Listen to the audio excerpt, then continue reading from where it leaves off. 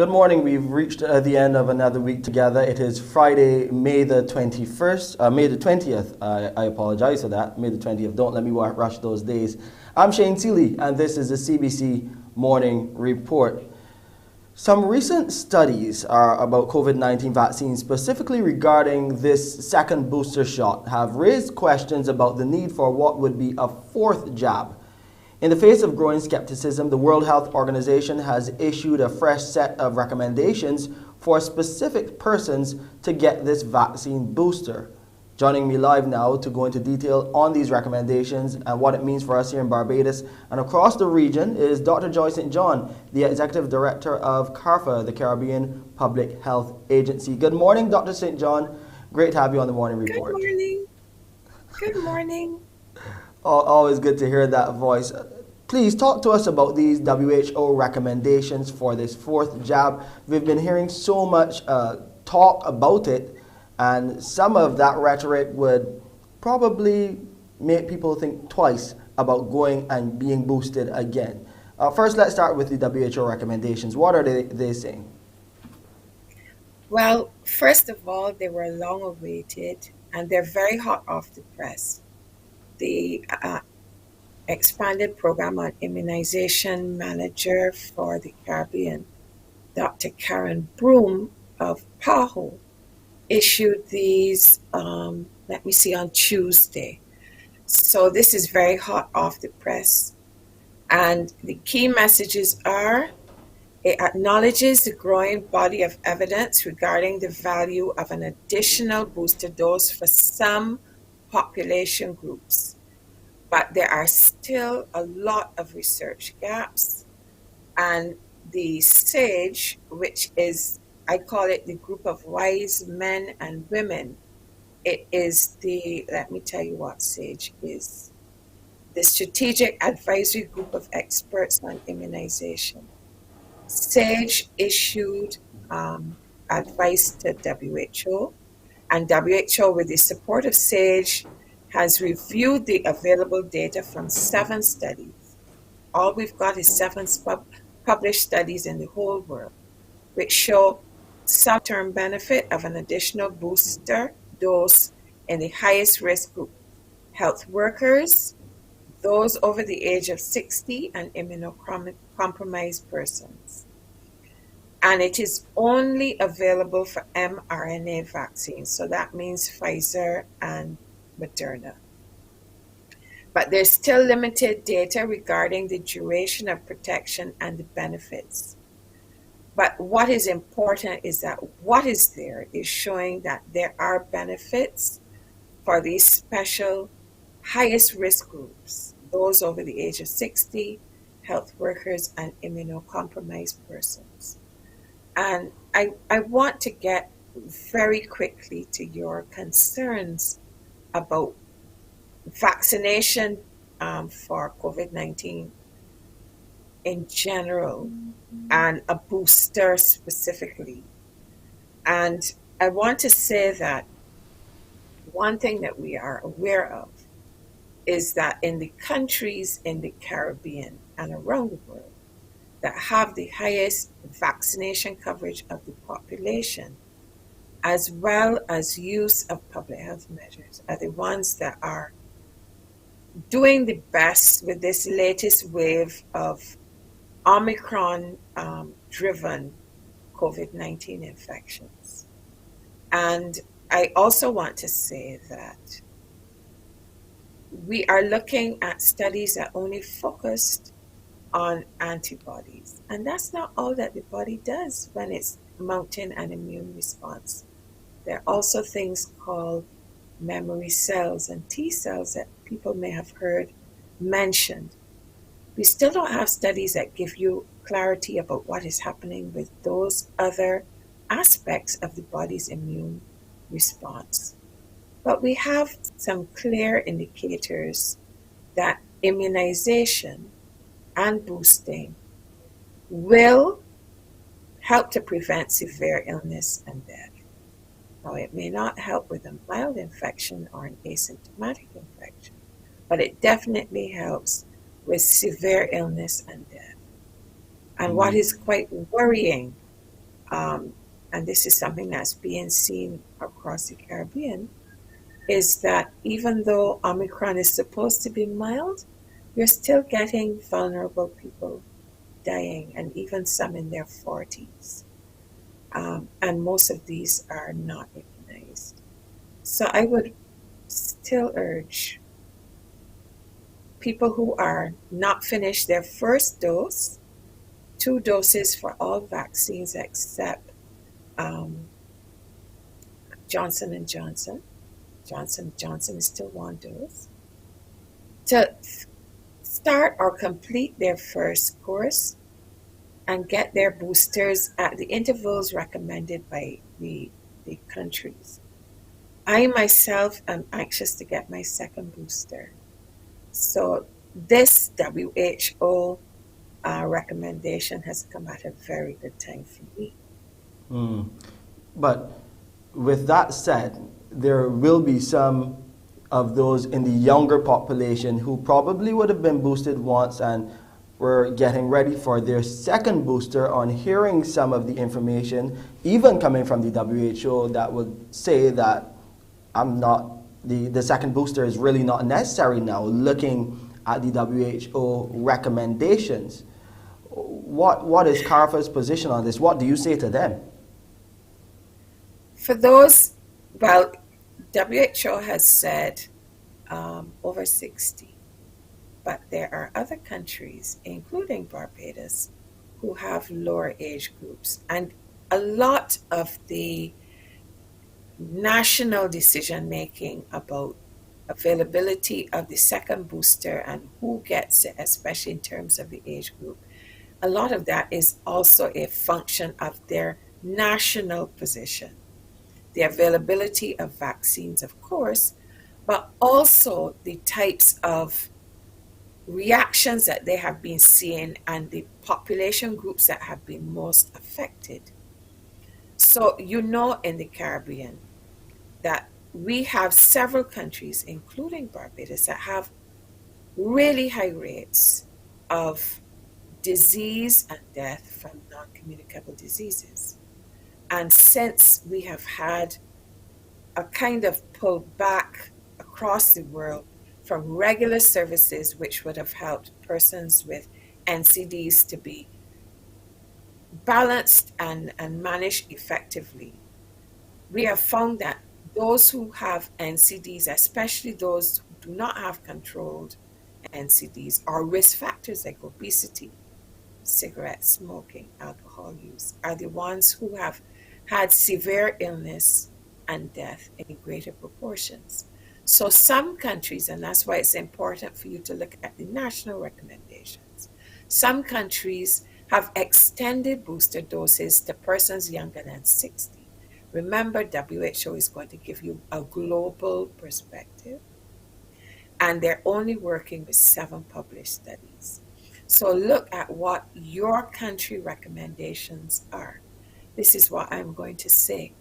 I'm also going to say that where there are vaccines available for children under 12, and some of the CARICOM member states have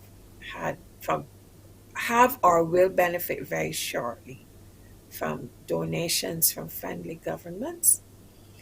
Where those vaccines are available for the first time, I would urge parents to utilize the vaccines that are available to children 5 to 11 years of age, because we are seeing in this new wave of infections that school children are being affected.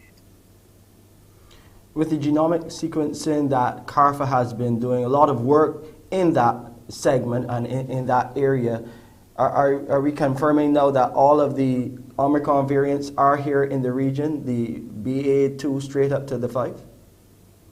We haven't detected past BA2 yet. Some of our member states have been getting most recently BA2.10.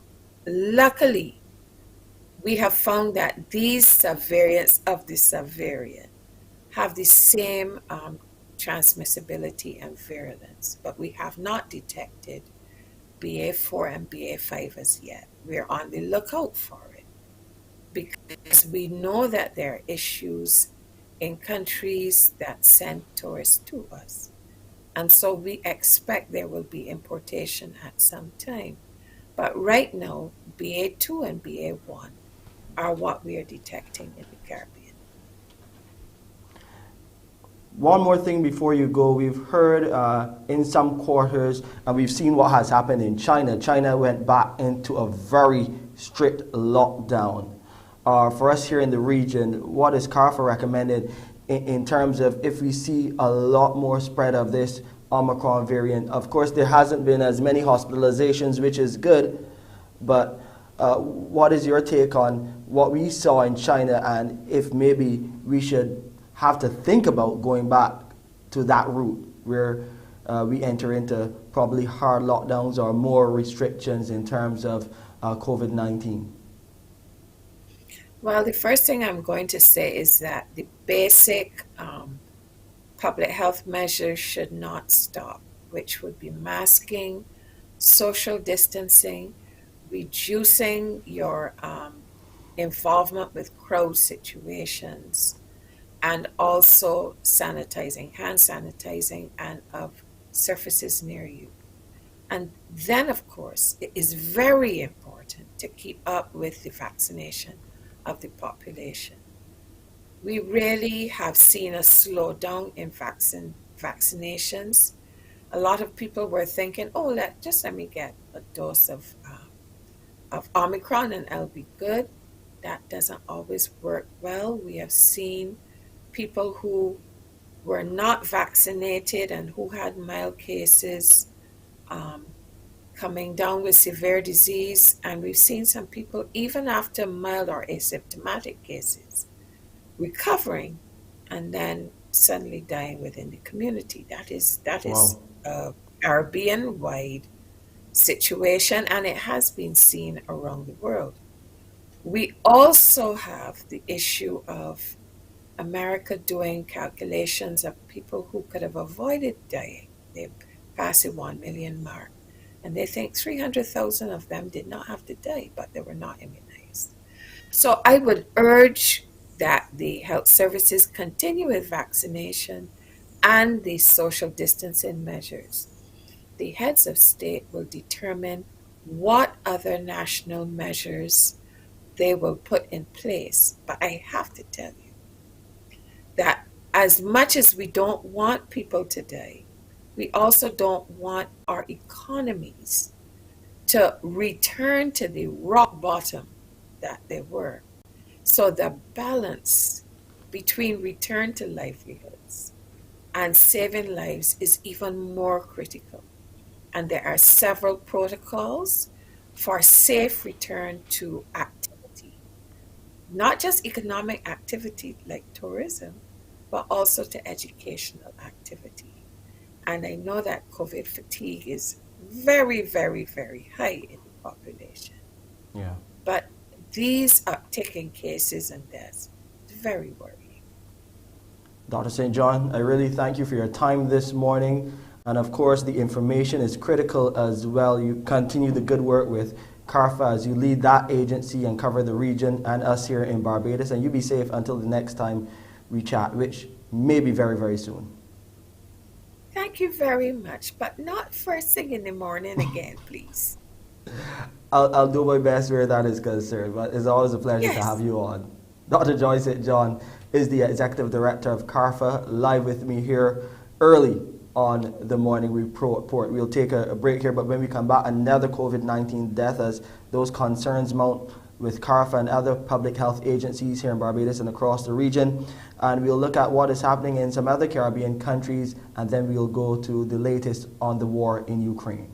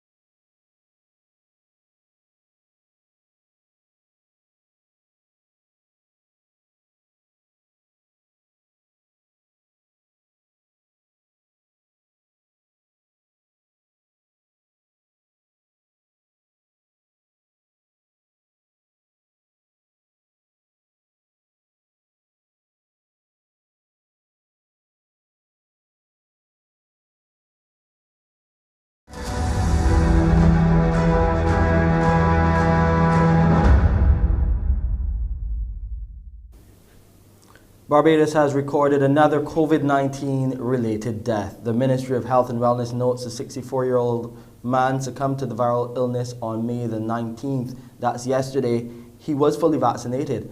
His death has brought the number of casualties from the virus to 436.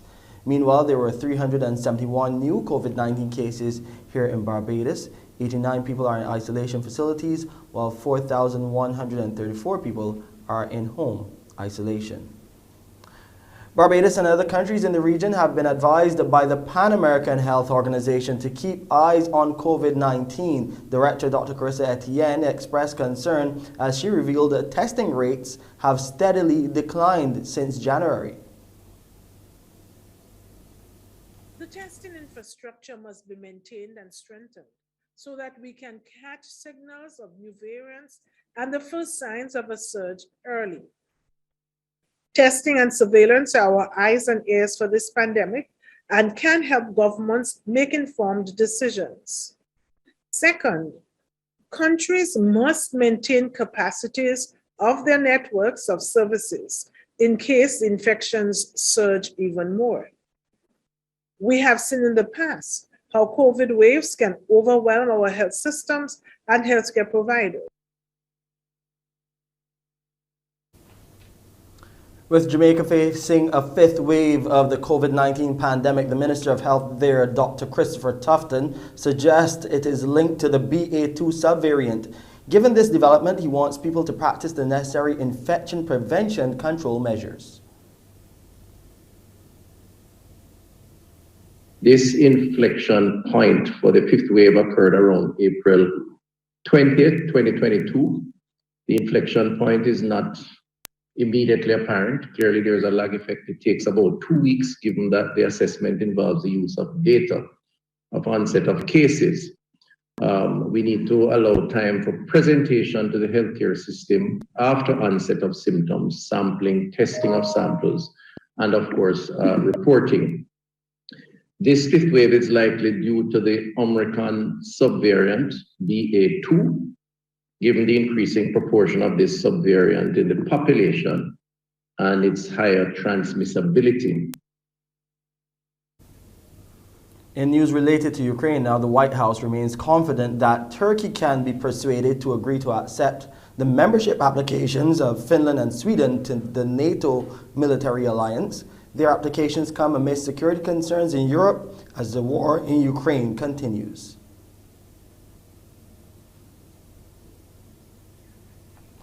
And now let's take a break here as we go over to Wendy to find out what's happening on today's edition of Morning Barbados as she takes you into the weekend. Wendy, what are you seeing today? Well, Shane, as you know, at the weekend we are going to be celebrating. Yes, it's all about cultural diversity at the weekend. And along with Senator John King, we will also have our neighbors from Latin America joining us this morning. We'll have the Cuban ambassador, the Venezuelan ambassador, and the Argentinian charge d'affaires.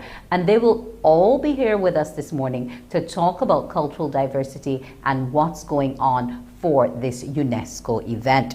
Also coming along with us, we'll be dealing with some sport, triathletes. It's getting more popular in Barbados. We'll talk to one of the people helping to lead the charge there. So that and a lot more in store on this Friday Morning Barbados. Thank you so much, Wendy. Well, we're hearing in our news to come that a leading private secondary school is closing its doors. We'll give you the details to that story.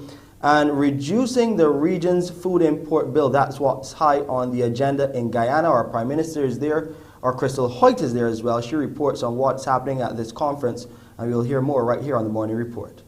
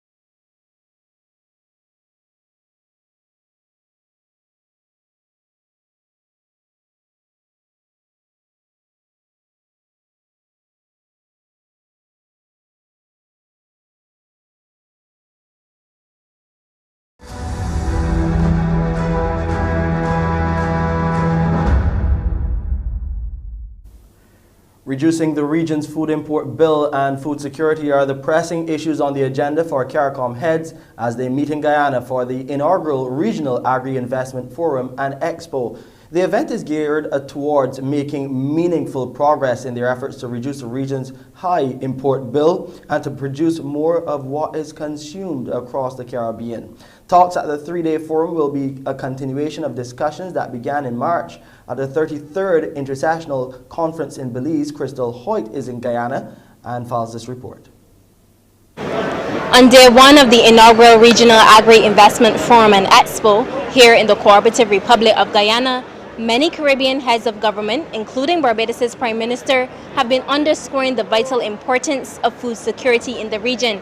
Now, this event is taking place at a time when CARICOM is seeking to reduce its food import bill by 25% by 2025. We have a responsibility to take preemptive action in this region to protect our people.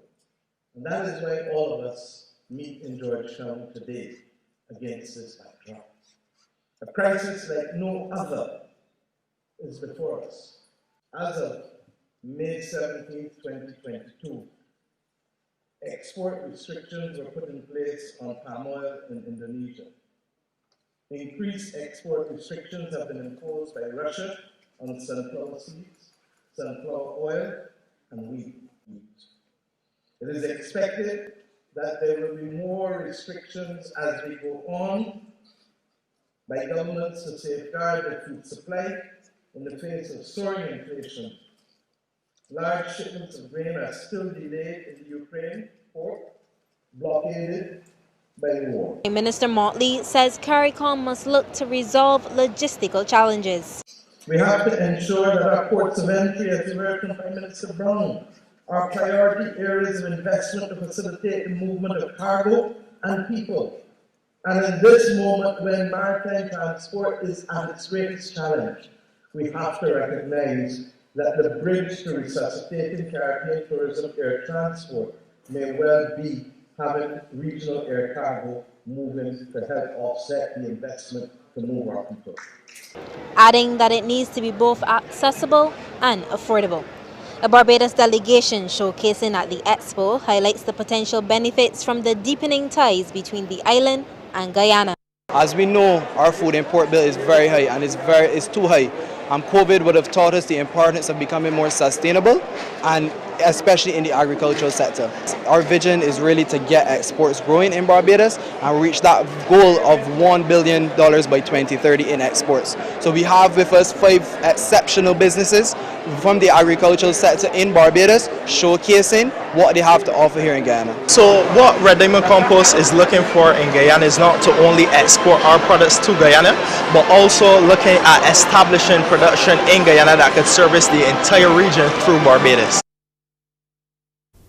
A lot of good things are happening for Barbados in Guyana. We will keep you updated in our news. A leading private secondary school is closing its doors. It's the 128-year-old Ursuline Convent. The head of the school system, Marie Harper, said the decision was a hard and painful one to make. We have noted a significant decline in the enrollment to the point where the school is no longer financially viable. Therefore, the Ursuline Sisters in the Caribbean have taken the painful and hard decision after consultation with experts and dialogue with the Ministry of Education and the Bishop to end our educational service here in Barbados by August 2023. We will not be admitting any new students for September 2022. In some good news this morning, national hero Rihanna has given birth to her first child, welcoming a baby boy into the world. The news, carried first by an entertainment blog TMZ, has now been run by multiple news sources, including CNN. According to TMZ, the baby, who Rihanna shares with rapper A$AP Rocky, was born in Los Angeles on May 13th. However, the name is not yet known. It was back in January when the couple announced that they were expecting via a photo shoot in New York City. Last year, the music and business mogul was named Barbados' 11th national hero, being recognized for her national, regional, and international philanthropic efforts. In some sporting news, now the Barbados Pride, well, they lost 2 quick wickets late in the day as Guyana Harpy Eagles took control of their third round Cricket West Indies 4-day championship match at Queen's Park Oval in Trinidad and Tobago last evening. Replying to Guyana's first innings score of 490 for 7 declared, the Pride were 48 for 2 at the close of day 2, trailing by 442 runs. Shane Mosley is unbeaten on 17 and Shea Hope is yet to get off the mark. The Pride lost captain Craig Brathwaite for 17 and Shamar Brooks for just 2. Kimo Paul and Versami Pramal were the wicket takers. Earlier, Guyana, resuming on 219 for 4, added 271 runs before declaring. Tej Narayan Chandpal carried his bat, finishing unbeaten on 140. Building on his overnight 64, the left-hander's third century included 14 fours from 424 deliveries. Gudakesh Moti Kanai gave excellent support by registering his maiden first-class century of 110, including 12 fours and 4 sixes. Akeem Jordan finished with 3 for 108, and Raymond Reefer 2 for 37. Meanwhile, scores in another game at Diego Martin, Leeward Island Hurricanes 357 and 23 without loss. Trinidad and Tobago Red Force 140, and at Taruba, Jamaica Scorpions 346, the Windward Island Volcanoes 137 and 101 for 3. That's sports. Let's take a look at weather. The temperature on the outside right now, 26.6 degrees Celsius. It is partly cloudy. The relative humidity stands at 82%, the barometric pressure at 1015.5 millibars, and those winds are coming out of the east at 37 kilometers per hour. We'll see a high tide this morning. Well, it would have just gone 3 minutes ago. And then there will be a low tide later on in the afternoon at 29 minutes after 1. The seas are smooth to moderate in open water. Swells are peaking at 2 meters and increasing. Today in Barbados, it will be mostly sunny, and tonight it will be partly cloudy. And here's a quick look at the international weather forecast. And that's it for this Friday edition of the CBC Morning Report. I'm Shane Seeley. I'll see you at 7 with headline news, but up next is Wendy Burke with Morning Barbados. Wake up, wake up, wake up, wake up. Barbados, get up. Good morning. Good morning, Barbados. Good morning. Good morning to you. Good morning. Morning, morning, morning. Good morning to you. Good morning. Morning, Barbados. Good morning. Good morning to you. Good morning. Morning, Barbados. Good morning. Wake up, wake up, wake up. Morning to you. And good morning. It's Fresh Friday, and here's hoping that we can all make it a fantastic Friday. Well, there's a lot coming up at the weekend, and one of the things on the agenda for the weekend is the UNESCO World Day for Cultural Diversity. Yes, and Barbados will be celebrating because it falls within our season of emancipation. And this morning we're going to be telling you all about some of the things that are going to be happening there, some of the individuals who are going to be a part of it. So this morning we will speak with Senator John King, who's helping to coordinate these activities for the season of emancipation, and he will be joined by His Excellency Jorge Pastrana, who is Cuba's ambassador to Barbados. Good morning, gentlemen. Good morning, Wendy. Good morning, Barbados. Good morning, Ambassador. Good morning. Good morning. Yes. And we're also going to be joined by the ambassador from Venezuela to Barbados, Her Excellency Martha Ortega. Good morning. Hello, good morning, Wendy. Good morning, Barbados. Good morning Yes. to the Senator King and the Ambassador Sergio. Yes, good morning to Morning. all of you. Now, we're Good morning. talking about a multicultural culinary event. to help mark this day. And Senator King, if I can throw first to His Excellency Pastrana, the Cubans have had a long relationship with Barbados. There are lots of linkages in terms of families, Cuban-Barbadian families. And I understand that we're going to be having one, Federico Weeks, who is a Cuban Bajan, and he's going to be giving us some of his culinary delights, Ambassador. Tell me a bit about him and some of the foods that Cuba has to offer to Barbados. Well, good morning, first of all.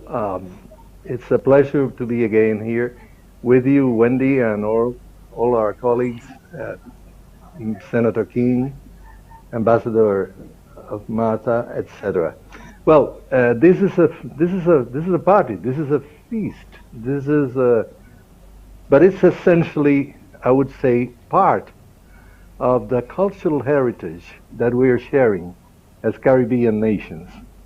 And we have the fortune here to have a person, Federico Weeks, who comes from a Barbadian family that is also a Cuban family, because these Barbadians went back and forth, and all of them have blood from Barbados and blood from Cuba, and culturally have the influences of both cultures. I've always shared with Minister King and his colleagues the concept that the Caribbean, all islands, all societies have been the product of this process of the mixing of many persons that come from many places and bring many ingredients into our Caribbean culture. And that synergy makes it more resilient and more rich. And of course, you go to any of our islands and you find there is a culture that reflects in painting, in music, in dancing, in literature, but also in food. Yes. Because those are the elements that build an identity. And you have two very strong identities, the Bajan identity and the Cuban identity, well recognized the world over. And I think that the mixtures of both brings this opportunity to share this experience that will enrich both our societies. Okay, if I can hear now from Ambassador Ortega in terms of Venezuela's participation in this exercise in our season of emancipation, what can we expect from your nation? Hi. First, we are pleasure to be in that activity to celebrate the emancipation season with all the community and with the Barbados people, and even with other countries like Cuba, Argentina, Guyana, Dominica, that we know that they will be there, because we are all one community. That's the ambassador Sergio said. We are a Caribbean community, and we have common ingredients and different kinds to prepare that. And in the culinary event, you can taste first the arepas. That is the most important dishes in Venezuela, and we made that with corn. And you can also taste jelly mango and empanadas that we've made with pork, with fish, with black beans. And you can see there that we are and we prepare in a different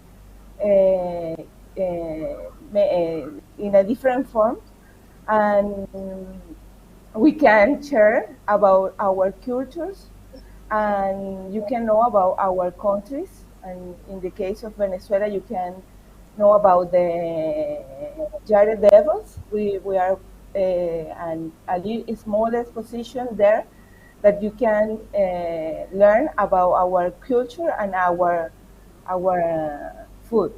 Okay, we're looking forward to it. Now, Senator King, how are you going to be the glue in terms of merging all these cultures, all this food, all of the other cultural experiences that will come together at Golden Square tomorrow? So, so my job is to ensure, first of all, that we have a lot of Barbadians, a lot of the other persons who make Barbados their home, a lot of our visitors to come down to Golden Square to be a part of this activity.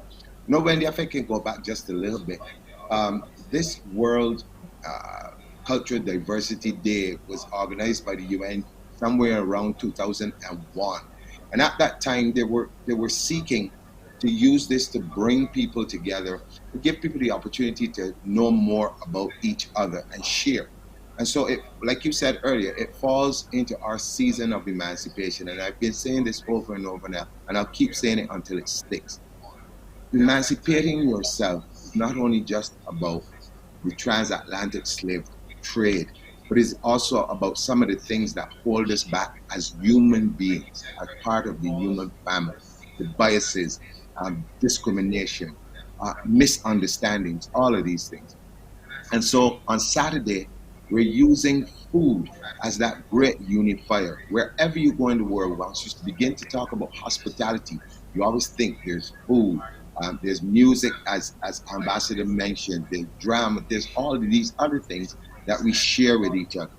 And so what you will find is that on a lot of the dishes that may be presented may have different names. They're going to be using things that we're accustomed to in different parts of the region, not only just the Caribbean, but if you go into Argentina, South America, for instance, you're talking about plantain, you're talking about corn, you talk all these different things that we use in different ways. This is a cultural experience that gives those foodies who we expect to be there a chance to not only just to sample these things, but to also ask questions about the recipes themselves so that they can put their own spin on them as they go along.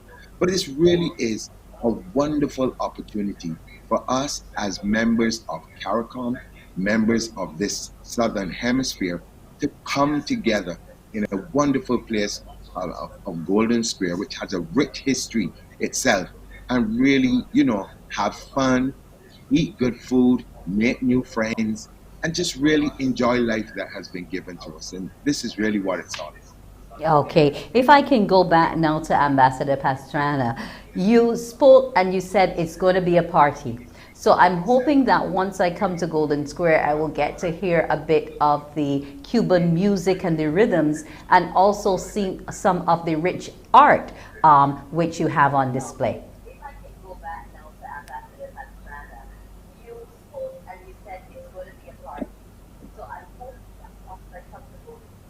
Thank you. Sorry, I was saying that we'll try to bring and share a couple of experiences about our country together with the food. And you will find there some information about Cuba and general views of how Cuba is progressing, how history has made Cuba a very special place in the Caribbean that is near to every other Caribbean country. And I believe that you will realize, people visiting there, that we're brothers and sisters of a wider family that share the same origin, the same circumstances, and by growing in so difficult conditions along so many years, a very resilient people that builds and constructs life in a very familiar way. Yes, I and think that is true. This is a good experience. I want to share with you that one of the first things that Senator King gave me when I came to Barbados was this book about Barbados cuisine that I share and treasure. And for this, I found another book, The Treasure of Cuban Cuisine. Sorry, this is in Spanish. I hope that we sometime, maybe in the future, can produce a different English version of this to share. But at any rate, those are the elements that build our culture, our identity, and we're happy to have this wonderful feast of cuisine, culture, and why not, love among the Caribbean nations. Yes, and that's what we need to spread the love. And we do know that Cuba is indeed resilient. But so too is Venezuela, Ambassador Ortega. Now, in terms of what the cultural diversity sends and the message, what is one of the things that you want the visitors who come to Golden Square from 11 until 6 to go away with? What's the main message you want them to have? About our culture and the influence in that season of the emancipation. We are a strong influence of the African people, and you can try, you can test that flavors in our cuisine, and it's most of the important influence that we have. We have influence, of course, of the colonial Spain. But our American indigenous, but we also have a very strong influence of the African people in our cuisine, and it's special that we will have patacons, that is a dish that we prepare with plantain, and we eat that in all the Afro Venezuelan communities. And it's a very delicious kind to prepare the plantain. And we invite to the Barbados people to try our dishes. And I hope that I will taste other dishes from Barbados community. As you know, I just arrived to the country, and for example, I taste flying fish, green fish, and macaroni pie. And now I can share my culture and my dishes with the communities. By myself, I prepare the mango jelly for the people that is going to the activity. So we can share with all of you, and we are so happy to be there and to know about the other cultures and to share our culture with the communities. Yes, and we are happy that you yourself prepared that mango jelly, because it is mango season in Barbados, my favorite season, and I am sure we're looking forward to all of those delicacies that Venezuela has. We would have seen them go up, and just as plantain is a staple for you, it's one for us as well. It's something that we do love in Barbados. So there's lots on offer, lots of food, lots of delicacies. And Senator King, Ambassador Pastrana, what are some of the favorite foods that you're happy that we're going to get to taste from Cuba? Well, I think that Federico will be offering not only Cuba typical ropa vieja, which is a plate made of beef, shredded beef, prepared in a very peculiar manner, very popular. But he will be sharing also pork and also poultry, all those done in the Cuban fashion. And he will be offering also the typical rice called congri, which is the way we prepare with beans and special seasoning. This rice that we use to accompany all these dishes. In Cuba, if there is no rice on the table, people said that's not a meal, it's just a refreshment. So that goes without discussion. So you will taste the Cuban chicken, the Cuban typically plate of chicken, the Cuban typical plate of pork, and the Cuban typical plate of beef.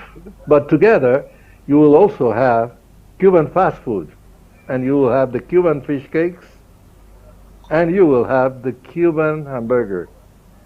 That is well known, is sort of famous all over the world. And that's I think it's about what he has prepared for this season to offer in this feast in Golden Square Freedom Park on Saturday. All those plates are typically Cuban, and they will show the way we do things very similar to what you do in our country. Okay, well, we're looking forward to sampling that stuff from Federico Weeks, who happens to be a Cuban Bajan, and he also sells the food locally. We can find him on Browns Beach or in the Gap. Senator King, it looks like you've put together a wonderful event. We are looking forward to Saturday. I know I'm going to see you after the break, Senator King, so there's more that we'll get to discuss. I want to thank you, His Excellency Sergio Jorge Pastrana, the Ambassador of Barbados to Cuba's ambassador to Barbados, and Her Excellency Martha Ortega, who's recently with us. Welcome to Barbados, the Venezuelan ambassador to our country. We'll see you on Saturday, Wendy, and here's hoping for the best ever event. Yes, Ambassador Pastrana. Yes, it's for us to thank you for inviting us to share with the Barbadian community this idea and this wonderful opportunity. And thanks, Senator King, for the invitation. Yes, you're all most welcome. Have a great Friday morning, and also tomorrow. I hope everything goes well. We'll see you in the square. See you in Golden Square. Yes, we will. We'll take a break and we'll be back in a bit. Yes, you're all most welcome. Have a great Friday morning. Morning Barbados will be back after the break. Morning, morning, morning. Good morning. Good morning to you.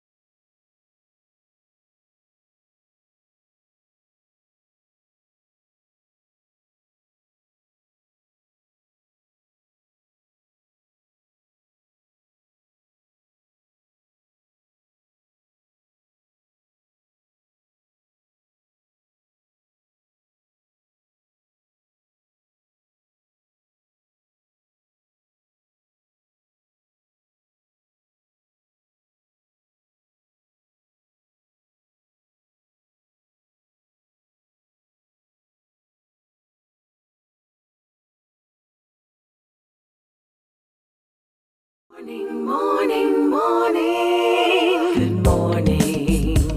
Good morning to you.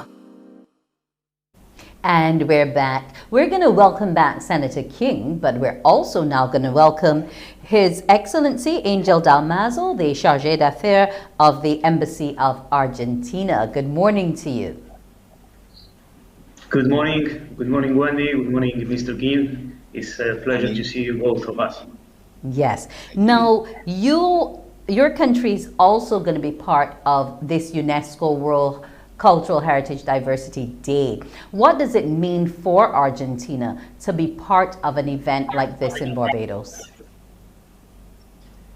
Yes, we were kindly invited by Mr. King to participate in this event, and for us it's very important since we think that it's a way to celebrate cultural diversity, and through one of the most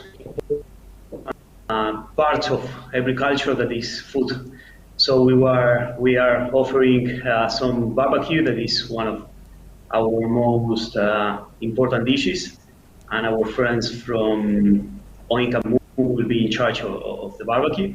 And we will be offering as well some Argentine wine.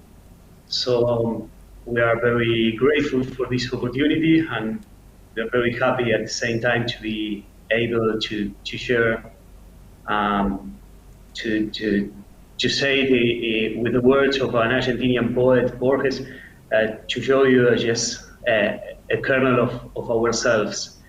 And we are very happy to be able once again to have these face-to-face events. We know that the pandemic hasn't ended yet, but we are really grateful of having this window of opportunity to meet face-to-face again. Okay, now Argentina and Barbados have enjoyed a great relationship. Your former ambassador, he was like almost a Bajan to the rest of us, you know. And Argentinians do entertain well. So I got a little concerned when you said some wine. I'm hoping that we will get to sample the best of the best from Argentina, and all of your wines, your Pinot Grigios, everything we want to be able to sample. You can be sure of that. The wine will be enough. Okay. Now, Senator King, 12 varying cultures is not necessarily an easy thing, but I also recognize in bringing these cultures together, we are ensuring that diplomacy is at full play, and we are embracing our visitors fully as well. So this not only serves as a cultural event, but it also serves as a relationship building event with those across Latin America and the wider Caribbean. And you've hit the nail directly on the head, Wendy, with that. You know, if you look at what is happening in the world right now, there's so much confusion. People are becoming more and more isolated. There's polarizing war in the Ukraine that makes the news every day, and all these things. And I've always said that the Caribbean must be an example for the rest of the world, especially since we have people living in this region from almost every direction on this planet. And we have to be that beacon, that light that shows people how you of your differences, and regardless of what they are, if they're religious, if they're political, if they're race, whatever it is. But as human beings, there's this common thread that runs through all of us. We all have a heart. We all know about love. We all know about pain. We know about struggle. And I think that this event gives us the opportunity to come together. And I just want to make the point that we also not only just have different people from different countries, but we also have persons with different religious beliefs. We have the Muslim Women Association. They're going to be there sharing their halal dishes with us. I mean, for me, this is really very important. We also have the indigenous people of Barbados. They're going to be there also. They're going to be sharing also with us. So this is really about bringing people together and spreading that love and spreading that joy. And what a better way to do it through food. I mean, even sitting here and just listening to the different things that are going to be coming at you about it. Me, as the old people say, my mouth springing water. So what do you say about us being there tomorrow on Saturday, you know?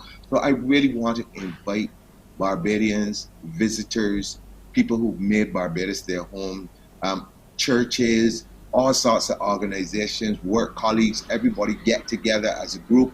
Don't eat anything anywhere else. Come down to Golden Square and let's spread that love. Let's enjoy some good food. We're going to enjoy lots of good music. We've got Wayne Cool Simmons. He's going to be on the wheels of steel, so to speak. We're going to be sharing music from different parts of the world also. And we have some entertainers who will be passing by. We've got Mr. Dale, Keisha Christian, Kurt Brown, the Base to the World winner, Tyreek Griffith. And I'm just telling you, apart from the music and apart from the food, we've got some of our local craft people who are going to be there. We got artists, visual artists who are going to be there doing things on the spot that you can purchase at the same time. I mean, this is just such a wonderful day for us to experience life as human beings. I'm excited about it, and I really hope that people will come out in their numbers and give it the support, because I would love to see this become an annual event in the calendar of events for Barbados. It actually sounds like a wonderful melting pot, and something that we all as Barbadians should try to immerse ourselves in tomorrow. Now, speaking about pots, Mr. Dalmazo, you spoke to barbecue. Now, we know what barbecue is like, but I believe that Argentina adds a different kind of flavoring and seasonings. What are some of the things? Look at this lovely picture here. Tell me what we're looking at here, Mr. Dalmazo. Well, this is a lamb, and is cooked in one of the traditional ways of cooking in Argentina. That is directly to the flame. And so the characteristic of this way of cooking is that the meat is cooked very slowly, and the meat is kind of distant from the flame. So the meat had this smoky flavor. So I think that there is not one way of defining the Argentine barbecue, since every region, or I may say that every person have its own way of cooking and of flavoring the meat. But I think that the important thing of barbecue in Argentina is that it's more than a food event. It's a social event. It's the moment when families and friends and colleagues meet together and have this sharing moment and these exchanges of experiences. So we hope to in a way to achieve this with the people of Barbados. So we hope to see all of you there and to share this moment with you. Now, if I was having this barbecued lamb, what wine would you recommend that I have with it? Well, I have to say Malbec, of course. That is our most well-known wine. But I am particularly fond of Cabernet Sauvignon as well, and we have really nice Cabernets in Argentina. So I think that it will be a very good friend of the lamb. Okay. How do you feel about Barbadian rum? Well, I love rum. I actually drinking or discovering rum here in Barbados 2 years ago when I came.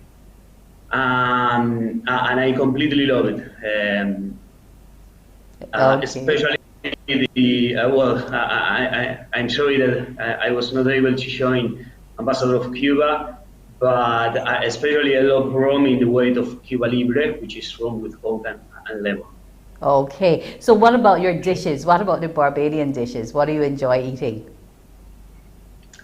Well, I love fish cakes and the flying fish. I am particular lover of fishes, so I think that that should be my favorite dishes from Barbados. Okay. So you see now, Senator King, with how much they're loving our food and we're loving theirs, it means that there's definitely room not just to share, but for export. Because, for example, a number of our producers of fish cakes also have the frozen batters, so that other people, just have to defrost and get to frying to be able to enjoy that element of Barbadiana.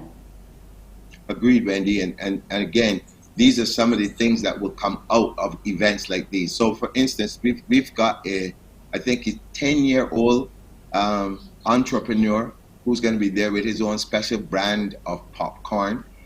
We've got ice cream is going to be there. Snow cone carts are going to be there. So, I mean, it gives us all the opportunity where you come out as your families, you bring the kids, that they have all sorts of different treats there. We got pastries. I mean, there's just an array. Are we going to be having the Lebanese pastries, John? Because I love those. I I know what you mean, but on this first occasion, we were so overwhelmed with the amount of people who wanted to come. We don't have the space, so we had to narrow it down. But I'm hoping that by next year we can find, even if we have to do it between Golden Square and Independence Square, so that you have that entire area with food. We might have to look at it that way, but we really had to just start with, trying to contain it and feel our way out as we go forward. But I'm Okay. hoping we will get Lebanese next time.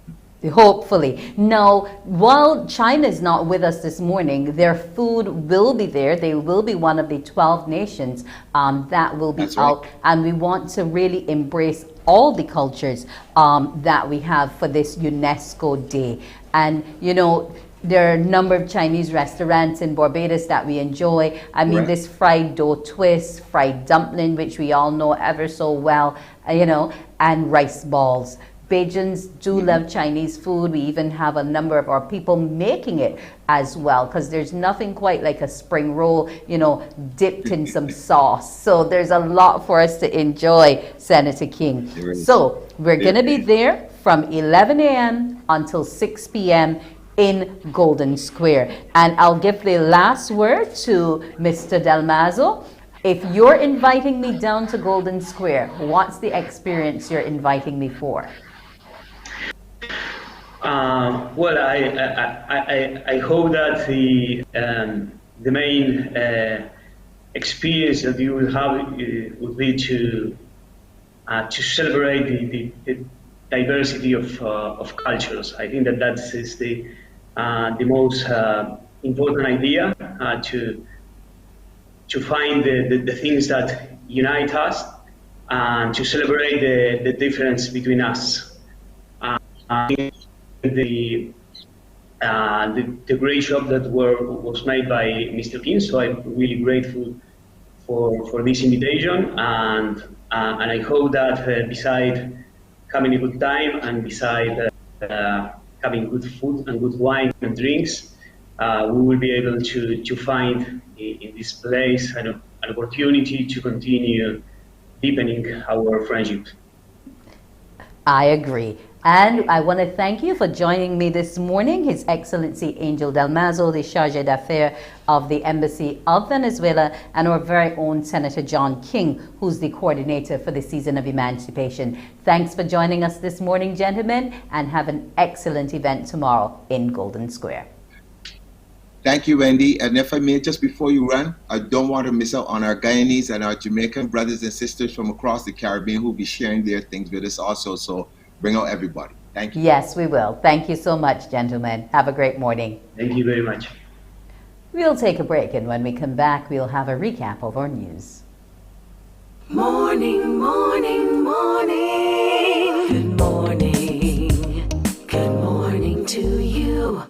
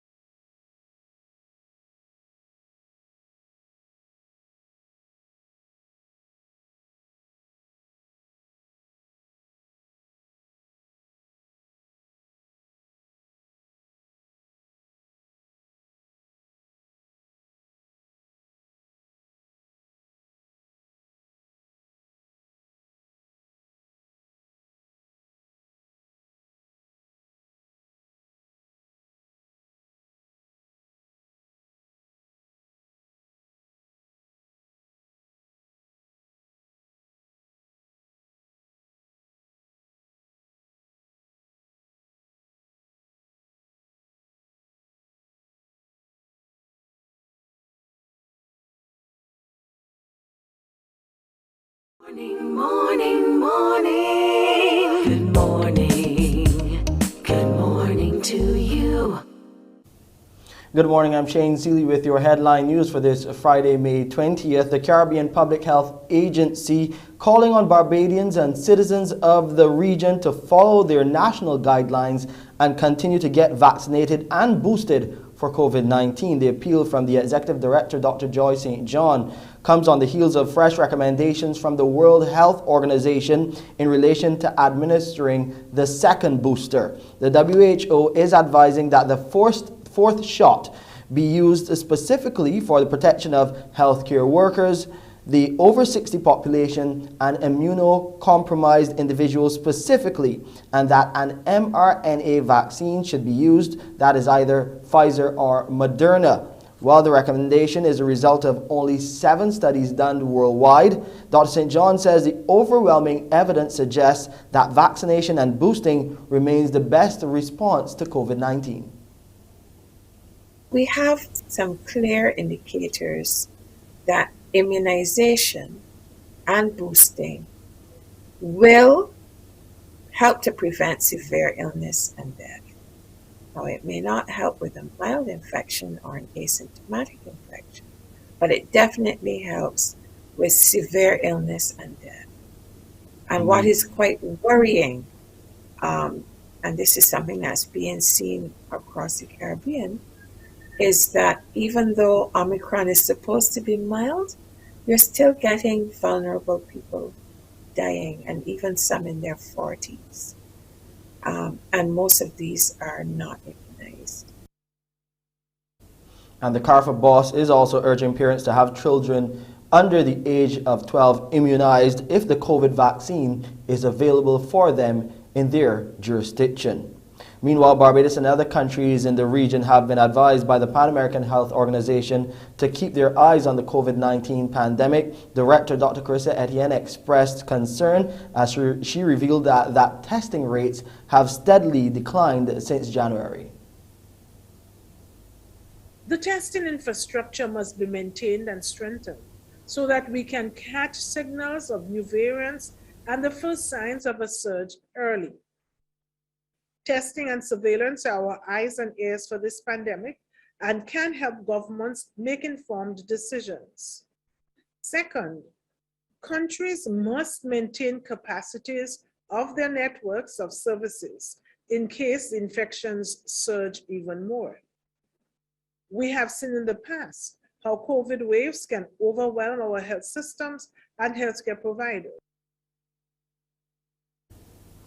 Barbados has recorded another COVID-19 related death. The Ministry of Health and Wellness notes that a 64-year-old man succumbed to the viral illness on May 19th. That's yesterday. He was fully vaccinated. His deaths bring the number of casualties from the virus here in Barbados to 436. Meanwhile, there were 371 new COVID-19 cases registered here in Barbados in our last round of tests. 89 people are in isolation facilities, while 4,134 people are in home isolation. A leading private secondary school here in Barbados is closing its doors. It's the 128-year-old Ursuline Convent. The head of the school system, Marie Harper, said the decision was a hard and painful one to make. We have noted a significant decline in the enrollment to the point where the school is no longer financially viable. Therefore, the Ursuline Sisters in the Caribbean have taken the painful and hard decision, after consultation with experts and dialogue with the Ministry of Education and the Bishop, to end our educational service here in Barbados by August 2023. We will not be admitting any new students for September 2022. News this morning, our national hero Rihanna has given birth to her first child, a bouncing baby boy. Well, the news, carried first by entertainment blog TMZ, has now been run by multiple news sources, including CNN. According to TMZ, the baby, who Rihanna shares with rapper A$AP Rocky, was born in Los Angeles on May 13th. However, the name is not yet known. It was back in January when the couple announced that they were expecting via a photo shoot done in New York. And that's our headline news this morning. I'm Shane Seeley. We'll take a break here and then come back with more on Morning Barbados with Wendy. Morning, morning, morning. Good morning. Good morning to you.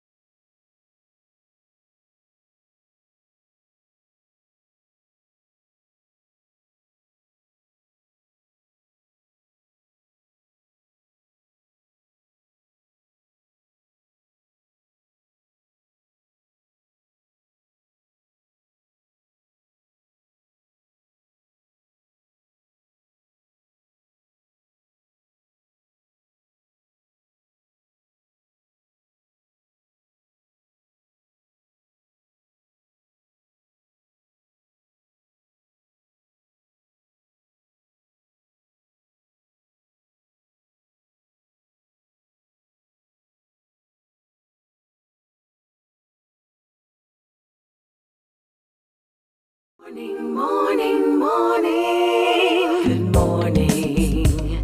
Good morning to you. It's time for Spell It with Pediasure. Are you going to spell it in 30 seconds? And it's that time again, that time of the morning, yes, to spell it with Pediasure. It's now time for you little ones to win. Can you spell the word? I'll give you the word and then you can spell it. Call me at 228-5562, 228-5563. Yes, let's get calling, little ones. I know you're getting ready for school, but let's just take a moment out to show that those little brains are really working. And that's what Pediasure helps with. It helps those little brains, it helps your teeth, it helps your muscles. It's great. Not only that, it comes in awesome flavors. Every little one likes flavor. So it's not like medicine or anything like that. It's about fortifying those little bodies, getting you stronger so you can play longer, do work longer. Good morning. Hello, little one. Good morning to you. Good morning. Good morning. Yes, good morning. It's early in the morning. Be bright, be chipper. Okay, this morning's word is lightning. We're in hurricane season and we're bound to see it at some point. Lightning is our word this morning. Let's get spelling.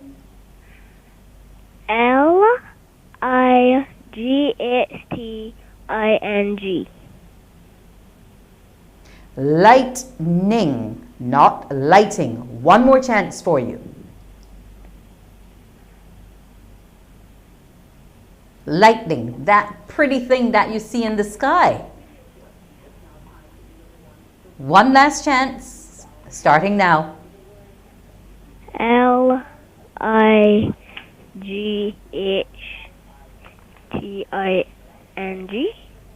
No, again you spelled lighting as opposed to lightning. Okay, we'll have to give another person that chance. Good morning. Okay, now the word this morning is lightning. Good morning. Can you spell the word correctly for me? Listen to your telephone and not your television. The word this morning is lightning. Start spelling now.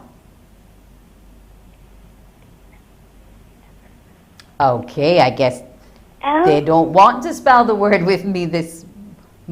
Yes, go ahead and spell for me.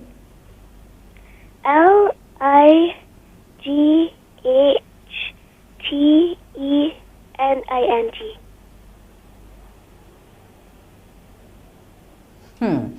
That's lightening, which means a changing of the color of something. That's not what we're talking about this morning. We're talking about lightning that comes from the sky. I'll give you one more try. Lightning.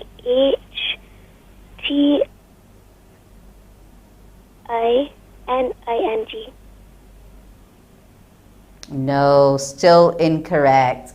Okay, let's see if we have another little caller on the line before we get to the end of our Pediasure section. Remember, it's for brain and bone development. So drink your Pediasure. Encourage mommy and daddy to go on out to the supermarket and get it for you. We're going to give this next caller one more try. Good morning to you. Good morning. Yes, spell the word lightning. Lightning that flashes from the sky. Lightning.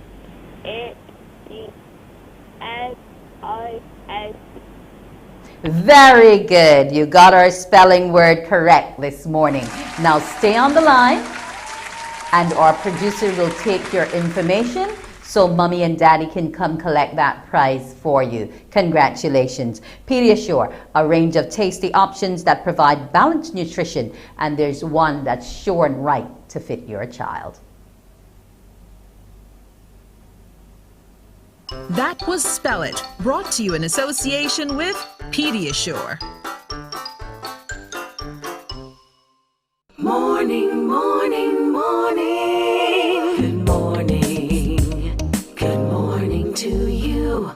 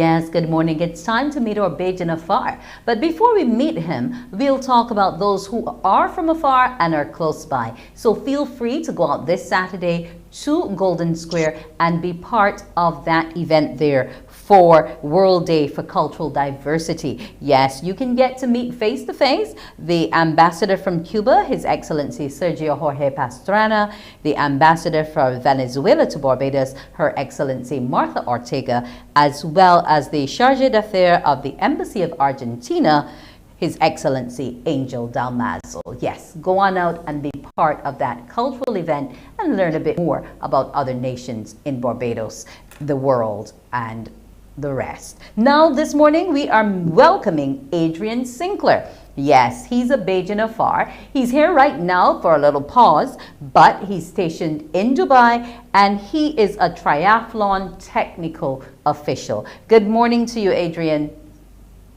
Good morning, Wendy, and good morning, Barbados. Now, those shoulders there look quite fit, so I know you're into that cycling, that swimming, and all the rest of it. Now, how did you get into the sport? Because even though you're an official, you must have an interest. Either you would have participated or you're connected in some way to someone who does.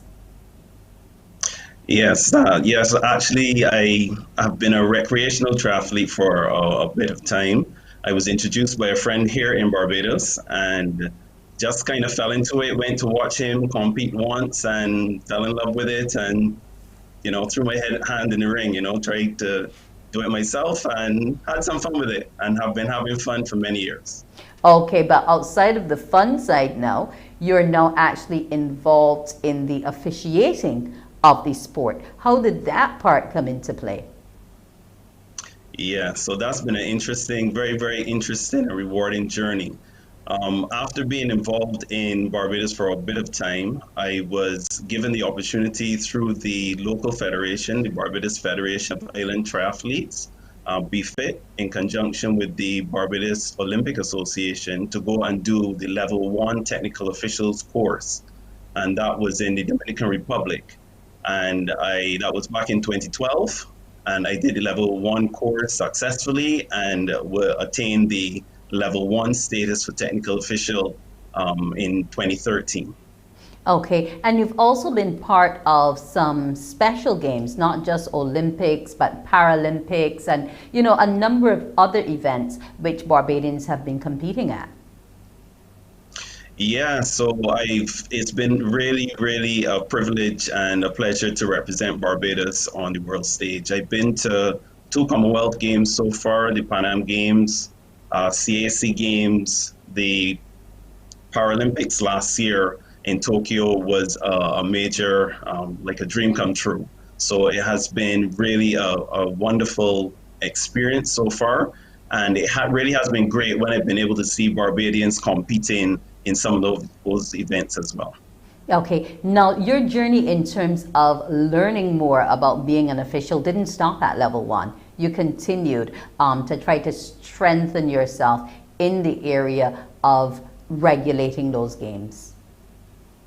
Yeah, so after gaining a number of years of experience, both in terms of time and events, I was invited or became eligible to take the Level 2 course and become a Level 2 official, which I did in 2015.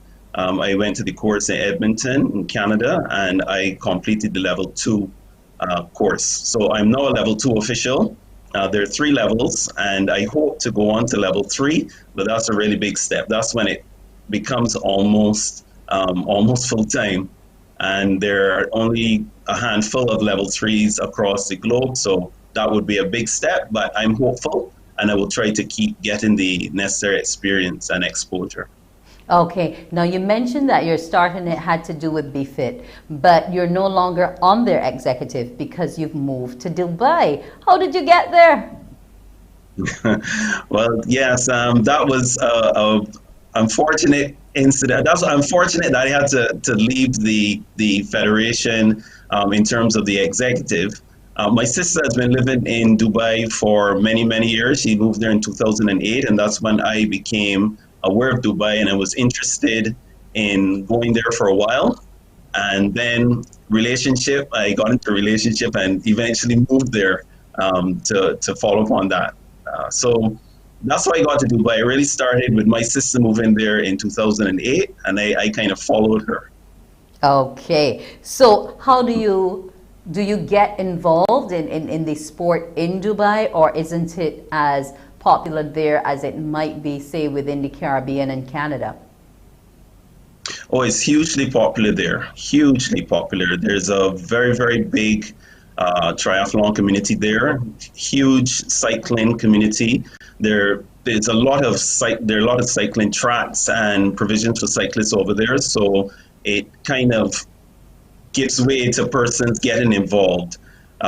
So I have done a number of triathlons there myself.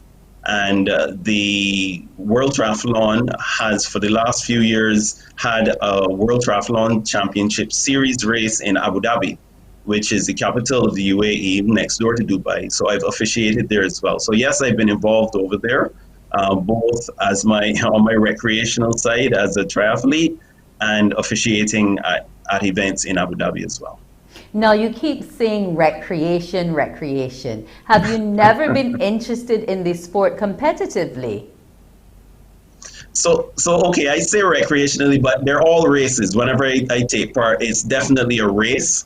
It's just that I'm not as fast as some of the other guys. And I go there to challenge myself and to see what I can do, see if I can improve over the last time. And that's a good thing about sports and triathlon. You don't have to always be going to be the winner. You can go there for the experience, for the good vibes. It's a healthy environment. It's a way to get outside, to meet people, and to do the sports. Of course, triathlon is swim, bike, and run, so it's a bit more demanding in terms of having to train 3 disciplines. But I say recreational, but it's still always a race. It's still always a race, even if not against the eventual winners. You have to race against yourself to do your best. Okay. What's your favorite event? Cycling. Anybody that knows me knows that cycling is like my favorite thing in the world. I've done a lot of cycling here once again recreationally. Started a cycling group called the Roamers. And every Saturday we would arrange a ride. So cycling is definitely my favorite by far. Okay. Now, when you look at life in Barbados and life in Dubai, what are some of the things that, pull you to one versus the other? They're very, very different places. Dubai is a lot more developed, of course. It's glitz and glamour on the surface. The architecture, the buildings, the activities, the restaurants. It's really a fascinating place. However, I will say that Barbados is still home. Will always be home for me. Barbados is beautiful, and it has a soul that Dubai doesn't quite have, because it's such a melting pot of different cultures and nationalities, and it is a bit more, I don't want to say the word superficial, but it is not like home. So I like it over there in terms of the action, the activities, and what happens and what you see and what you can do and who you can meet, because I've met people from all over the world, of course, but there's no place like home. So I'm really enjoying being back home and close to my parents, my friends. It really there's nothing that's going to change me wanting to come back home. Okay. What was the first thing you ate when you got back, and the first place you visited? Well, the first thing I ate was I went to Moe's in Oistins to get some swordfish. So I had swordfish and macaroni pie, and I believe some coleslaw and sweet potato. So I had to have some fish from Oistins first. And I also had a Banks beer there. And then one of the first places I visited, we went to see I wanted to ride the train at St. Nicholas Abbey. So I went up there with my parents on Mother's Day, because my parents hadn't been as well. So that was special. Okay, see? So there's always something special that Barbados have which you might not find out any other place on the earth. Now, in terms of continuing your officiating and your qualification toward it, you said you're hoping for level 3. Are you going to put it on pause for now, or is it something that you're pushing toward the end of 2022, 2023? Well, I'm going to keep pushing for it, but when it comes to level 3, it's all about being invited. I've already asked the question, and it really depends on the needs of the various continents, as it were. Right now, I'm part of the Americas, and there are a number of level 3s in the Americas already. And it really is up to World Triathlon if they decide that they need more, and if I would then be selected. To be honest with you, it is a long shot because it really is a major step up. So I'm very happy with my level 2, and there are level 1s in Barbados as well. So I want to encourage them to keep being involved. This is we got some level 1s recently, which means that there are more Barbadians that can step up to the plate to do more globally. Okay. Now, I want to thank you for joining me, Adrian. I wish you well as you continue on this journey of officiating, but I also encourage you to come back home as often as you can to continue to give support to the growth of the sport here in Barbados as well.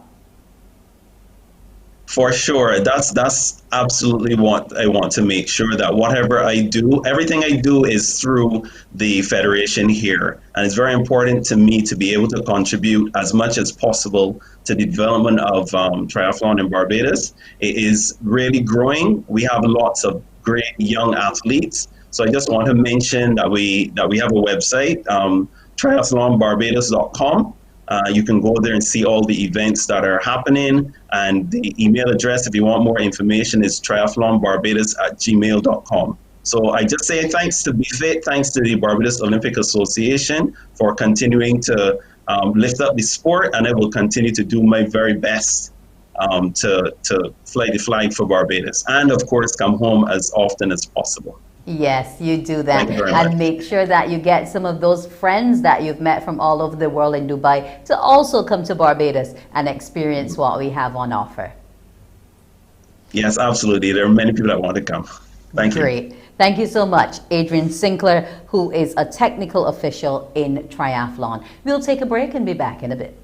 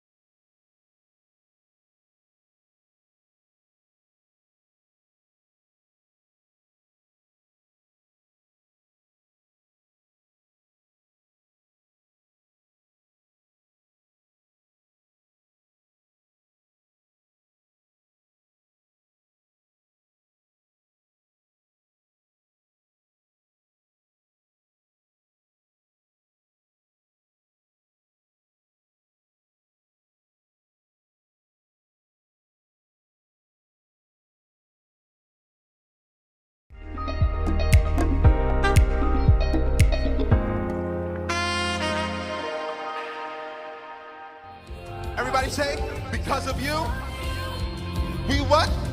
We live. He's your sustainer. Yes, because of you.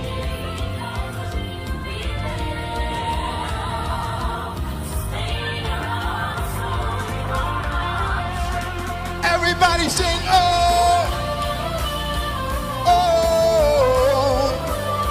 If you don't remember anything else from this song, say, I choose to live. Yeah. Oh. When you don't know what to pray, God hears you. Yes, God hears you. That is Anthony Michael Isaiah Gonzalez, and he is one of the gospel artists out of Trinidad and Tobago. Good morning to you, Michael. Good morning, good morning.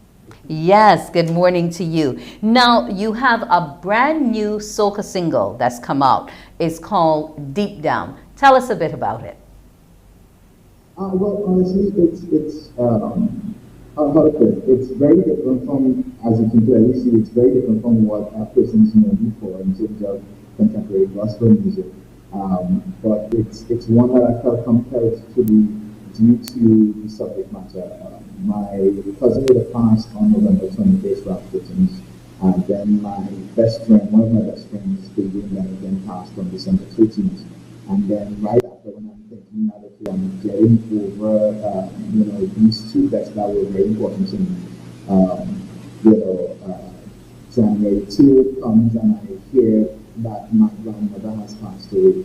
And all within that time period, I just found myself writing to this beat that I was sent by Marcus Steele of Countryside Productions. And I said to myself, okay, cool, no problem. I'm loving what I'm hearing. I feel very much compelled to write what's on my heart. And I was writing then to hear, as I said, hear that my grandmother has passed. And then when I'm right about, getting the mix ready, getting it together, thinking, this song is encouraging me, so I want to encourage others. One of the collaborators of the track, the late Minister Samuel Diana, who collaborated with me on the background vocals, he passed away on January 30th. So it's kind of like, I wasn't sure what to think, how to feel, but I said to myself, I'm going to take this breather, I'm going to just allow myself to breathe, and I still do breathe here and there every other day or so, but this song definitely is one that keeps me going. It reminds me that, hey, not to give up, and God knows why He still has me here on this earth. So the best thing you can do for the legacies of those that have passed on is that you just continue on in ministry, continue on in music, and hopefully keep their names alive. Well, let me tell you, He has kept you alive, because that's a lot of loss there to, Yes. have to deal with, because family members, close friends, yes, but then also to the person who collaborated with you on the track in terms of the vocals. So that is quite a bit. But one of the things that can help to heal and deal with all of that, Michael, is that you have been nominated to win in the Caribbean Gospel Music Marlin Awards. They're going to be held in July, but you are now finding yourself with these nominations, and looking at them. How would your granny and the others who passed feel knowing that you are likely to be in winner's row? Yes, Michael. How would it make them feel to know that you've been nominated? I believe that they're going to be very much happy with what has been done when it comes to the songs that have been nominated in Marlin Awards. I believe very much so that they're excited, or going to be excited for me, knowing that I've been able to get to this point. So that in itself is that is joy for me, in terms of knowing that if they were here, they would very much be excited for me. They would very much have loved to see that, hey, he's still going, he's still pushing, and then he's received this nomination. for his song that he released in 2020. For me, it makes me smile, and I'm just grateful. I'm grateful that I was able to get to this point in receiving the nomination. Now, you have been writing from age 12, and by age 15, you were doing a lot more in terms of your ministry. Now, what has kept you on this path for so long? Honestly, trusting in God. I try not to sound preachy, but trusting in God and trusting in my abilities, my gifting. Because for me, I know that I'm not the best singer in the world. I am not the best songwriter in the world, but I have this desire, I have this drive, and I believe that the impact that I can make is going to be one that is going to be beneficial for many that are within my age bracket, along with those that are older and also even younger. So I just know that from the moment I felt the need to do music, I just had to do it. I had to push forward. I had to go forward and allow myself to express every emotion, every desire, every thought in my mind. That's still okay. I want to definitely get others to hear what is on my heart. So that's why I'm still doing it. Now, apart from writing the songs and ministering in the word, you're also into writing plays, screenplays, and stage plays. What I want to know is, are they always along a religious line, or are there other messages that you look to impart? I love that question. I don't want to be that person that says, love that question and stuff, but I love that question because for me, yes, there would be screenplays or scripts that I write that touch on the Christian subject matter, but then there are also a lot of my screenplays or scripts, I should say, where they definitely delve into other subject matters that may not be Christian.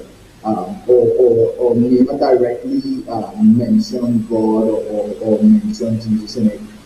Not because I don't want to do that, not because I don't want to mention Christ in it, but just that for me, it needs to be natural. It needs to flow with the story. And at the end of the day, my Christianity or my belief in God, it does also somewhat directly impact my writing. So whether I do mention God in this or not, it still does impact my writing. I said, how far would I allow myself to go? Or how far would I go when it comes to writing a story and telling a story? Okay. Now, you also underwent a bit of a name change in terms of your performance on stage, performing name. Why did you move from being the psalmist? So I received the name psalmist, Psalmist Mikael, when I took part in a competition in early 2011. And I remember the pastor, I didn't win the competition, but I remember the pastor that was one of the judges in the competition. When he came up and he spoke about my writing, he said I wrote like the psalmist David, and from there it kind of stuck where everyone started to call me Psalmist Mikael, Psalmist Mikael. I said, okay, I'll go about with it. Or go on with it, but then later on, in knowing that okay, there was much growth in my story, there was definitely much more like experiences there, and knowing that okay, to some degree, gospel is placed in a box. I didn't want to then further place myself in another box, if I could put it that way, where okay, persons hearing me to be Psalmist Mikael, they think okay, well, he definitely can't come and sing in this type of event or this type of gospel event or program or whatnot, because we know that okay, he needs to be treated this particular way, or he's going to do this particular thing when it comes to ministry, when it comes to singing. So that in itself was where I said to myself, okay, after much prayer and talking to my then management, I said, hey, I want to definitely just go with just Mikael and let's see where it goes from there. So that was the reason why Psalmist came up. Okay, well, we can see exactly where you're going, and that's toward being nominated. I wish you all the best of luck come July, and hope that you win in at least one of those categories that you're in. You've been nominated for Outstanding Hip Hop Duo Group as well as Outstanding Hip Hop Recording. So it shows that you're into all the genres and not boxing yourself in. I want to thank you for joining me on Morning Barbados this morning, Mikael, and I wish you well. Thank you so much for having me. Thank you, guys. You're most welcome. We'll take a break and be back.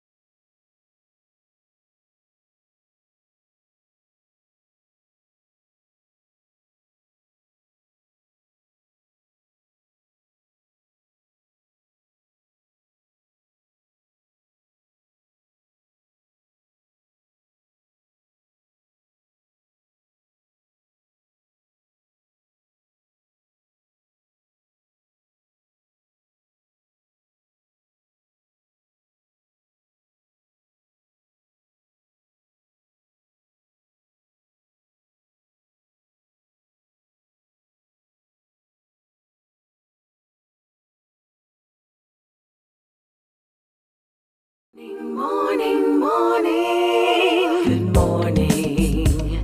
Good morning to you.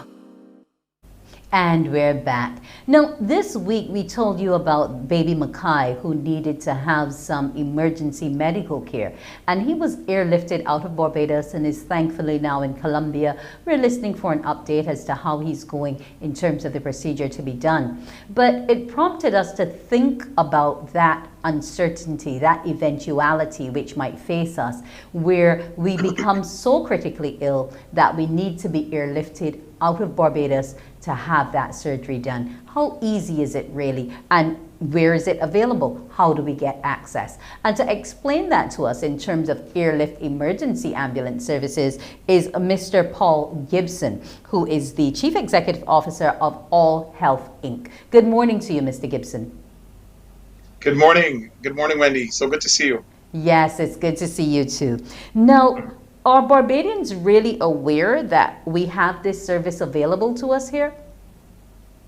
Well, the JIPA network, who I represent here in Barbados, we have been doing this for over 10 years now, right here in Barbados, and quite a few persons have engaged our services.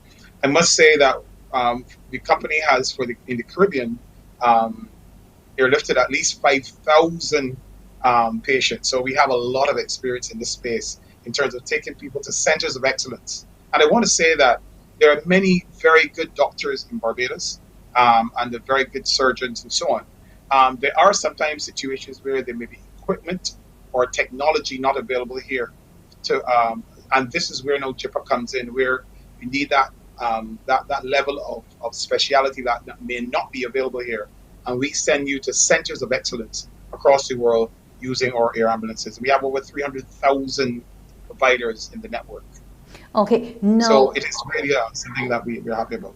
okay, how vital is it as a service to know that you are just a phone call away from saving that life? One of the most beautiful things that, I mean, this is one of these things I can do for free. When you see Barbadians that are not well, when one person is ill, the entire family becomes ill because so you have to take care of the entire family. And just by providing a space or opportunity to give life, to give support, to engage, to allow persons to come back to perfect health or to near perfect health or to get surgeries that are not available that would possibly they will possibly lose their lives. It's something that is a very rewarding thing. And I wake up every day looking forward to doing this for Barbadians. I think it is fascinating. Okay, well, I find it fascinating as well because I'm just wondering, like, I don't want you to spill any client information or anything like that, but just to give me one or two scenarios in terms of when it is most used. Like with young Mackay, his issue is to do with his cardiac situation. But what are some of the other emergencies that call the ambulance to be put into motion? Yes, well, particularly we're very sensitive with children who are not well, particularly in the neonatal stage, very, very young stage. And that is very sensitive to us. Also, cardiac situations where you have catastrophic injuries with the damage to the C4 and C5 of the neck, where people become paralyzed and may need rehabilitative care in a very consistent way.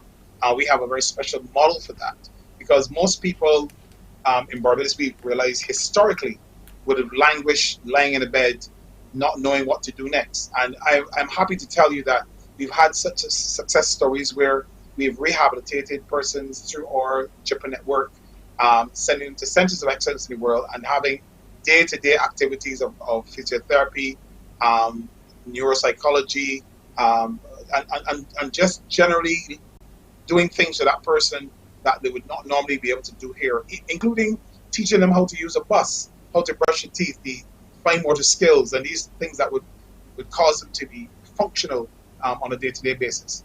And I'm happy to report that many of them have even gone back to school in their wheelchairs and have earned degrees and certification. That's exciting for us, and this is where we are adding value to the Barbadian life. What about something like burns? If someone suffers third-degree burns, have you air ambulanced individuals like that before?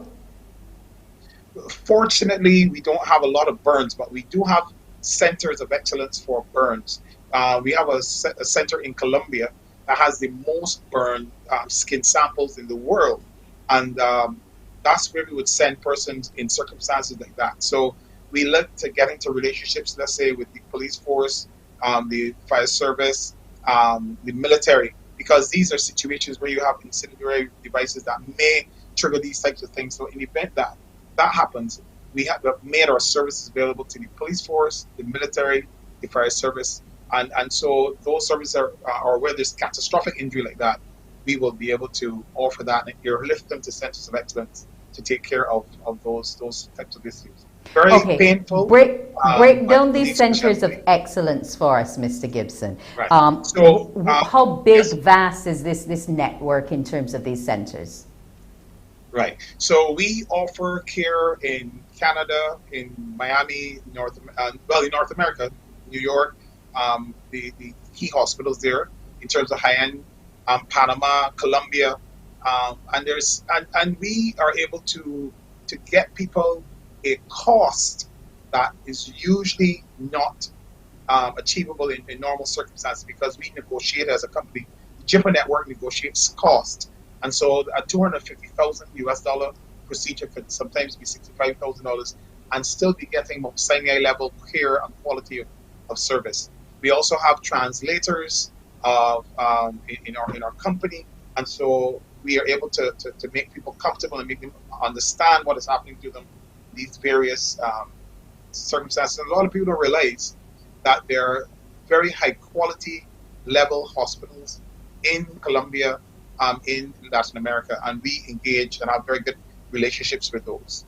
Okay, so it's great to know that you have this service available to all of Barbados, either through your physician, and you mentioned too that you also let our police, fire, and other emergency personnel know how they can access you. So it, you know, makes it a little better for us. We don't want anyone to be injured, but at least we know if there is some severe injury, we can get airlifted to a place where we can still have a good quality of life once that emergency is treated. I want to thank you so much for joining us this morning, Mr. Paul Gibson, the Chief Executive Officer of All Health Inc. I wish you a fantastic Friday. Thank you so much. And you can contact us on the jippernetwork.com. jippernetwork.com. Thank you so much. Well, we were talking about airlifting. Let's continue to pray for our little Mackay as well. And remember that the donations are still open with First Caribbean International Bank. So you can go on out to the Warrens branch and give your support. It's been a pleasure bringing you Morning Barbados today on this Friday. Whatever you do at the weekend, enjoy it and be safe. Remember all the COVID-19 protocols, but also go on out to Golden Square and be immersed in the cultures of the world. I'm Wendy Burke. Wake up, wake up, wake up, wake up. Barbados, get up. Good morning.